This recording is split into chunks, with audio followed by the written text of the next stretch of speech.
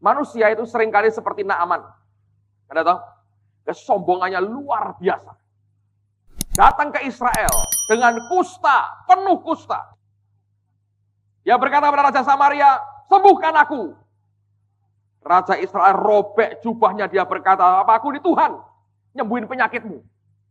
Elisa dengar, dia berkata, Raja, suruh kemari. Supaya dia tahu di Israel ada Nabi Tuhan. Luar biasa. Naaman datang, dan dia bawa segala macam kekayaan yang limpah-limpah. Sampai di rumah Elisa, rupanya bau congkaknya sudah tercium dari dalam, saudara. Orang sombong itu baunya ketara, saudara. Ngerti? Orang sombong itu aromanya ketahuan. Ini orang gak beres. Ketahuan. Dan Elisa begitu hebat sekali. Dia tidak keluar sendiri. Yang diutus juga bukan nabi atau para murid nabi. Dia cuma suruh seorang suruhan. Jongos yang disuruh. Bukan termasuk golongan nabi, cuman jongos, namanya pun tidak disebut. Artinya bukan orang terkenal. Kalau Gehazi kira-kira disebut, saudara. Terkenal, walaupun akhirnya tercemar hidupnya. Tapi ini orang tanpa dikenal, keluar dan berkata begini. Mandi di Yordan 7 kali. Ngamuk Naaman, saudara. Dia berkata, apa di Syria tidak ada yang lebih baik?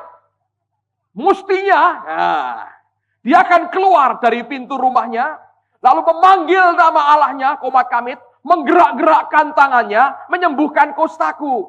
Naaman lupa Tuhannya bukan dia. Banyak orang Kristen lupa, Tuhan itu bukan Petrus Agung, bukan Men, bukan Bejo, bukan Jono, bukan. Anda boleh sebut namamu sendiri, ingatkan dong. Kita ini bukan Tuhan, Tuhan adalah Tuhan. Amen. Naaman lupa, dia pikir Tuhan juga di bawah komandonya. Dia pikir Allah bisa dia perintah.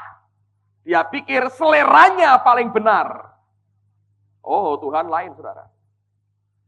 Ketika tercium bau kesombongannya, Elisa tajam. Urapan penciuman. Mungkin kalau ada. Orang sombong datang. Dicari orang yang paling rendah. Elisa tidak mau nemui. Jenderal besar. Mandi di banjir kanal. Memalukan sekali. Dan dia berkata, aku punya sungai lebih bagus. Justru kamu punya lebih bagus, Tuhan kasih kamu yang paling kamu tidak suka. Itu hanya mau mengorek hati kita kok sebetulnya. Kesombonganmu sampai di mana. Dan aroma orang sombong, jarak sekian kilo tercium. Sombong ini orang. Dan Elisa punya cara yang hebat. Ingat nama Elisa adalah artinya Tuhan itu juru selamat. Gambaran dari Yesus sendiri. Dan Tuhan itu begitu, saudara. Anda datang dengan keangkuhan dan berkata, malaikat, kurikulum pertama, habisin dulu sombongnya. Aduh, susah, saudara. Belum dibangun apa-apa, dihabisin dulu. Untungnya, dia dikitari orang-orang yang genah. Tahu genah, saudara? Bukan cuma baik, genah. Orang genah itu ngomong begini, Tuanku, bukan Tuanku, Bapak. Dipanggilnya gitu. Mereka bilang, oh, bukan jenderal. Langsung sombongnya tambah meledak, saudara. Itu kusta bisa meletus semua di badannya. Dia panggilnya Bapak. Baik ya orang ini ya. Kalau jenderal, langsung. Oh, mereka bawahannya, mereka prajurit. Tapi mereka panggil dengan kalimat yang menyejukkan hati. Kan genah, saudara. Banyak orang Kristen kalau ada orang lagi kecewa, malah ditambah-tambahi. Itu gak genah. Jangan kumpul sama orang begitu. Kustamu tidak hilang-hilang, tambah mati cepat, saudara. Naaman bagusnya, dikitari orang-orang genah. Dia marah. Nabi kurang ajar. Aku gak dihargai. Gua datang bukan tidak mau memberi. Lihat, harta gua punya banyak. Butuh apa saya bayar. Tapi itu aromanya tercium berkilo-kilo kan. Dan Nabi selalu punya jalan, saudara. Anda harus tahu itu. Dan ketika disuruh mandi 7 kali, dia dikitari orang-orang genah. Amen. Anda harus mengizinkan dirimu hanya dikitari orang-orang genah. Itu orang yang tidak makin membakar kekecewaanmu, membakar emosimu, bakar kesombonganmu. Anda akan mati. Ketika Anda mati, disorai. Loh mati. Diketawain. Anda murtad. Loh murtad. Kesian ya, kita doakan. Diceritani ke kemana-mari. Percayalah. Tapi orang ini luar biasa. Dia berkata, Bapak, kalau Nabi itu memerintahkan yang lebih berat, kan engkau akan kerjakan. Ini cuma mandi, kerjakan saja. Cuma 7 kali kok belum 70 kali. Perkataan itu meluluhkan hatinya. Dia mungkin pikir, ya udahlah jauh-jauh gua datang. Suruh mandi-mandilah. Konyol mungkin. Dia mungkin perintahkan. Yang ngintip, bunuh. Mungkin gitu. Mungkin. Saya tambahin sendiri itu, saudara. Dia akan malu sekali mandi di banjir kanal. Dan ketika dia mandi, kulitnya bersih seperti bayi. Allah punya cara, saudara. Yang dihabisi pertama kesombongannya. Kemudian diberikan jalan keluar yang luar biasa. Kesombongan membuat kita selalu ingin mengatur orang lain. Dan terutama mengatur Tuhan. Hebat anak aman. Mestinya dia keluar, manggil nama Tuhan, tangan digerak-gerakkan. Lalu menyembuhkan kustaku. Lah Tuhan ini Gusti Allah sinten mas. Tapi kita kan lupa. Ya kita pikir kita nih Tuhan ini. Siapa Tuhannya? Dia punya agenda sendiri. Dia punya cara sendiri. Amen, saudara? Kita mesti tahu diri. Kalau Anda murtad, saudara pikir surga tutup ya? Kalau kita murtad. Kalau kita murtad, apa pikir Tuhan bilang? Wes tutup aja surga kukut. Nggak ada itu.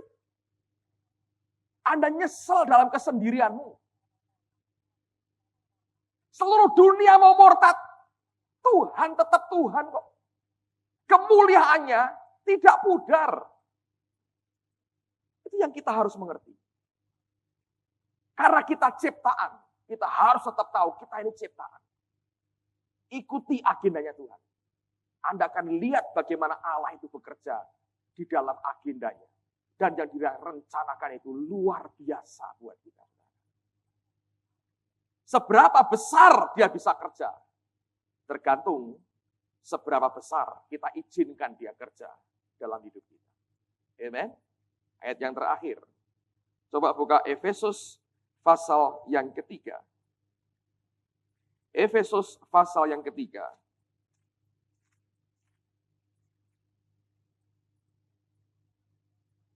Lihat pada ayat yang ke-20. Kita akan baca bersama-sama. Efesus pasal 3. Ayat yang ke-20.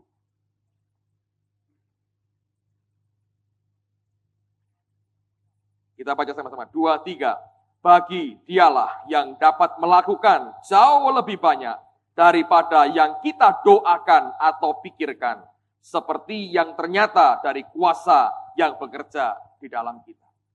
Dalam terjemahan lain dikatakan, bagi dialah yang dapat melakukan jauh lebih banyak daripada yang kita doakan atau pikirkan. Kemudian dijelaskan, in the measure of the power, di dalam ukuran dari kuasa, which is able to operate in us, yang bisa bekerja di dalam kita. Jadi begini, sampai seberapa besar dia bisa kerja, melebihi yang kita pikirkan dan doakan, tergantung daripada ukuran kuasanya yang kita izinkan kerja di dalam kita. Semakin kita submit kepada agendanya, semakin kita hidup di dalam ketaatan dan kerendahan hati, semakin kita mau ikuti cara Tuhan dan bukan cara kita, semakin ukuran kuasa Allah itu kerja dalam kita besar, semakin besar dia bisa berikan kepada kita jauh lebih banyak dari yang kita doakan dan kita pikirkan. Kepada si A, dia bisa bekerja luar biasa. Kepada si B, dia nggak bisa kerja apa-apa. Karena si A memberikan kesempatan, Allah kerjakan luar biasa di dalam dirinya. Si B dia batasi Allah dengan semua ketidakpercayaannya dan ketegaran tengkuknya. Dengar, demi kasih Tuhan saya mau beritahu saudara. Ikuti agendanya Tuhan. Kalau tidak, Anda akan terlambat mengikuti akan apa yang Tuhan rencanakan. Ingat bahwa sebelum kita bernafas, Dia sudah punya schedule, rencana, program untuk kehidupan kita masing-masing. Amen, saudara. Tutup Alkitabmu, kita doa sama-sama.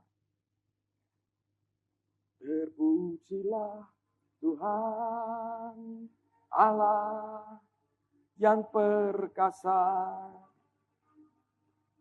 yang sedang dan akan datang. Terpujilah Tuhan Allah yang perkasa, yang berkuasa selamanya. Terpujilah Tuhan yang perkasa, yang sedang dan akan datang. Terpujilah Tuhan Allah yang perkasa, yang berkuasa selamanya. Saya ingat satu hal lagi, saya ingin sampaikan kepada Anda. Kalau Anda mau jujur, terbuka akan baik sekali. Siapa di antara saudara yang tahu ketika saudara di kandungan ibumu, engkau pernah akan digugurkan? Kalau boleh angkat tangan. Ada? Tinggi. Oh, sama lu, sama lu. Tinggi. Oke, satu, yang lain. Dengar baik-baik, saudara. Anak yang akan digugurkan, walaupun gagal, karena nyatanya Anda hidup kan sekarang. Begitu dia lahir, selalu ada perasaan permusuhan terus dengan orang tuanya. Sebagian besar seperti itu. Sebab, kalau Anda pernah lihat video aborsi, setiap bayi yang akan digugurkan itu kesakitan luar biasa. Kita pernah saksikan filmnya tahun lalu. Ada teman-teman dari Surabaya bawa film aborsi. Seperti itu. Karena si anak itu menderitanya luar biasa dalam perut. Ketika dia lahir, dia tahu di bawah sadarnya, ibuku membenci aku. Dan sejak itu tidak pernah rukun dengan orang tuanya. Selalu bentrok. Kalau Anda punya anak yang seperti itu, karena Anda tahu pernah akan Anda gugurkan. Saya mau beritahu itu alasannya. Dan saya ingin bacakan itu bagian firman buat semua saudara yang tahu bahwa engkau pernah akan digugurkan. Saya dapatkan ayat ini lewat Pak Yusak Cipto. Dia ceritakan waktu dia mengajar di Ungaran bulan yang lalu. Dia berkata dia itu lahir dalam keadaan hitam legam karena kebakar kulitnya. Diberi jamu, diberi minuman macam-macam, diurut, dipijat segala macam. Tapi nggak bisa. Tetap akhirnya lahir. Tapi lahir sebetulnya terbelakang mental. Dia saksi umur 14, baru kelas 3 SD. Dia tidak pernah tidur dengan orang tuanya. Yang nyusuin dia pembantu. Anak adik-adiknya semua tidur sekamar dengan orang tuanya. Dia tidur dengan pembantu. Tidak pernah sekamar dengan orang tuanya. Yang lain pakai kasur. Dia pakai alas tikar. Kalau bangun pagi, ngecap di sini. Semua ketawa, hi lucu, ngecap. Dia bilang, lah aku karena ke belakang mental, dia bilang, juga enggak sakit hati. Ya lucu, kamu enggak punya, aku punya. Umur 14, kelas 3. Dan dengan orang tuanya, dengan papanya terutama, bentrok terus, ribut terus. Tidak pernah bisa rukun. Saudara, sampai satu hari, Tuhan berikan ayat kepada dia. Yang saya akan bacakan buat Anda. Sejak hari dia terima pernyataan Tuhan ini, dia berkata, Tuhan, aku berterima kasih. Karena diizinkan semua itu aku lewati. Dan akhirnya Tuhan yang angkat lagi akan hidupku. Saya bacakan, saudara. Alkitab berkata begini, kelahiranmu begini. Waktu engkau dilahirkan, pusatmu tidak dipotong, dan engkau tidak dibasuh dengan air supaya bersih. Juga dengan garam pun engkau tidak digosok atau dibedungi dengan lampin. Tidak seorang pun merasa sayang kepadamu, sehingga diperbuatnya hal-hal itu kepadamu dari rasa belas kasihan.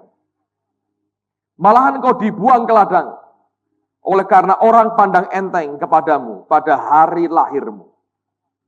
Maka aku Tuhan lalu dari situ, dan kulihat engkau menendang-nendang dengan kakimu sambil berlumuran darah. Dan aku berkata kepadamu dalam keadaan berlumuran darah itu, engkau harus hidup dan jadilah besar seperti tumbuh-tumbuhan di ladang. Dia dengar firman Tuhan berkata, dalam keadaan engkau mau mati sebetulnya dalam perut ibu, aku lewat dan aku berkata, engkau harus hidup dan jadilah engkau besar. Hari ini dipakai Tuhan jadi hamba Tuhan. Tuhan mau dia sampai jadi dokter gigi, membuktikan orang idiot bisa jadi dokter gigi. Amen. Para pelajar, Anda tidak idiot. Tolong ngomong pada sebelahmu, aku tidak idiot. Oleh karena itu, semua maksud Tuhan pasti tercapai dalam hidupku. Amen. Jangan ada orang merasa rendah hati dan rendah diri. Rendah hati baik, rendah diri nggak boleh, saudara. Kalau kita rendah diri, kita akan hancur. Alkitab berkata, dalam keadaan tendang-nendang lumuran darah, Tuhan berkata, aku mau kamu hidup dan jadilah besar. Kalau sampai hari ini kau hidup, Tuhan berkata, jadilah besar. Amen. Jangan pernah berkata, kenapa aku dulu mau dibuang? Orang tua tidak sayang kepadaku. Semua dalam bagian yang diizinkan Tuhan. Supaya engkau boleh melihat akan kemuliaannya. Mari berdiri sama-sama. Semua maksud Tuhan tergenapi dalam kehidupan kami. Kami serahkan seluruh hidup kami dalam agenda Allah. Ajari kami tidak hidup dalam agenda kami sendiri, tapi hidup dalam agenda Tuhan. Bapa, engkau angkat semua kesombongan dari hidup kami, dan gantikan dengan kemurnian yang daripadamu. Di dalam nama Tuhan Yesus, kami minta demi nama Yesus, angkat semua kecongkaan dari hidup kami. Kami tahu bahwa engkaulah Tuhan dan bukan diri kami sendiri. Hanya engkau yang sanggup memerintah hidup kami dan bukan diri kami. Dan di dalam nama Yesus, engkau memberikan kepada kami agendamu Tuhan. Dan membuat kami jalan sesuai dengan rencana Allah di dalam kehidupan kami. Bukan cara kami, tapi caramu. Bukan jalan kami, tapi jalanmu sendiri. Karena kami tahu semua yang dari Tuhan sempurna adanya. Sempurna Tuhan, sempurna adanya. Dan berlaku sempurna juga buat kami. Hamba minta demi nama Yesus, engkau mengajar setiap kami jalan dalam kerendahan hati. Hanya dengan cara itu kami akan memuliakan Allah dengan hidup kami. Dan tidak ada waktu yang terbuang dengan sia-sia. Terima kasih Bapa. Terima kasih.